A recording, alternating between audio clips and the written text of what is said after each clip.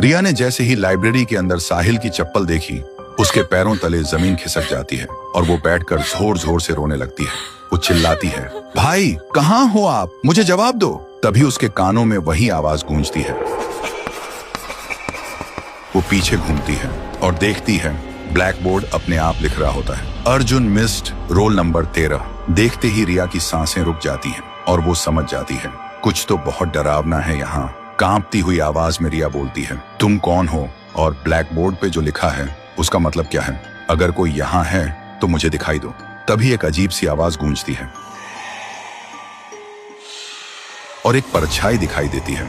एक लड़का school uniform में, उसकी आंखों में सिर्फ दर्द। वो कहता है, सब मुझे भूल गए। रिया पूछती है, तुम कौन हो और चाहते क्या हो? परछाई बोलती है, मैं हूँ अर्जुन, मिस्ड रोल नंबर 13। आज से 5 साल पहले की बात है। मैं बचपन से अनाथ था। मेरे मम्मी पापा मुझे अकेला छोड़कर चले गए थे। एक दिन क्लास के सब बच्चे मुझे कालुआ कालुआ कहकर चिढ़ाने लगे। मैं काला था, इसलिए मैं रोता हुआ लाइब्रेरी की तरफ भागा और जब मैं लाइब्रेरी में घुसने ही वाला था तभी देखा मैडम और एक डॉक्टर किसी अजीब चीज के बारे में बात कर रहे थे और तभी किसी ने मुझे पीछे से जोर से मारा। मेरी आंखों के सामने अंधेरा छा गया। जब मेरी आंखें खुली तो देखा मैं लाइब्रेरी के अंदर टेबल पर पड़ा था। डॉक्टर और मैडम भी वहां थे। मैं चिल्लाने की कोशिश कर रहा था लेकिन न चिल्ला पा रहा था न हिल पा रहा था। तभी मुझे पता चला ये लोग स्कूल के बच्चों को किडनैप करके उनके ऑर्गन्स निकालते हैं और उन्हें बेच देते हैं। फिर उसी दिन मैडम ने प्रिंसिपल के सामने कुछ बहाना बनाकर लाइब्रेरी को हमेशा के लिए बंद करवा दिया। गांव वालों के सामने मुझे मिसिंग बता दिया गया। तब से मेरी रूह इसी लाइब्रेरी में भटक रही है और हर रात 12 बजे घंटी बजाता हूँ,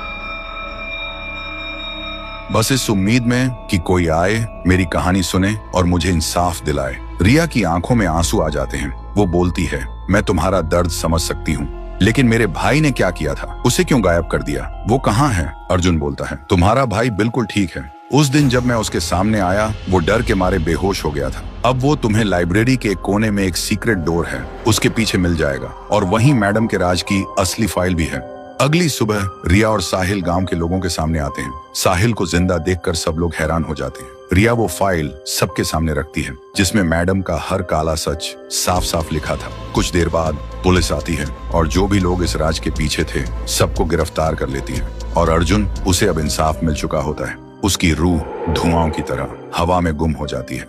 तो दोस्तों, अगर आपको ये कहानी पसंद आई हो और आगे भी ऐसी हॉरर सीरीज चाहिए हो तो कमेंट करो